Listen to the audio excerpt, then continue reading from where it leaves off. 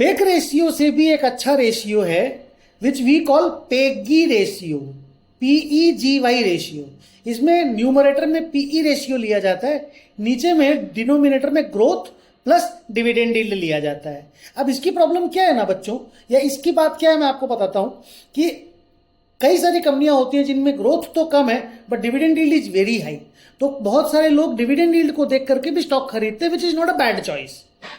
ज्यादातर जो पीएसयू कंपनियां हैं उनका डिविडेंड यील्ड बहुत हाई रहता है और उनमें उतना बड़ा ग्रोथ नहीं रहता है, तो दैट डजंट मीन कि you should not buy those companies.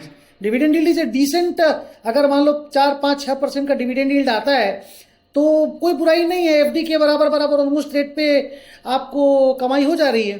तो पेगी रेशियो में क्या है कि आप ऊपर में पी रेशियो रखा से 20%, मान लो 20 टाइम्स, ग्रोथ 8% का है और डिविडेंड यील्ड मान लो 7% का है, तो दोनों को जोड़ दिया तो नीचे में 15 हो गया। तो 20 डिवाइडेड बाय 15 इज से 1.33 टाइम्स। अब इसमें यह बोला जाता है कि अगर पेगी रेशियो 1 से नीचे है तो the share is under valued, Peggy ratio अगर 1 है तो इट इज फेयरली वैल्यूड, और पेगी रेशियो अगर 1 से ज्यादा है तो it is over valued.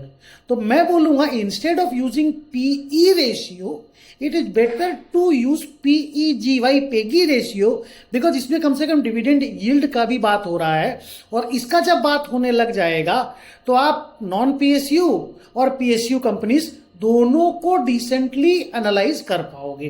Because PSU कंपनियों में ग्रोथ नहीं होती, डिविडेंड यील्ड अच्छा होता है, ग्रोथ कम होती है, और नॉर्मल जो प्राइवेट कंपनियां होती हैं उनमें ग्रोथ ज्यादा होता है, वो लोग डिविडेंड कम देती है तो डिविडेंड यील्ड कम होता है।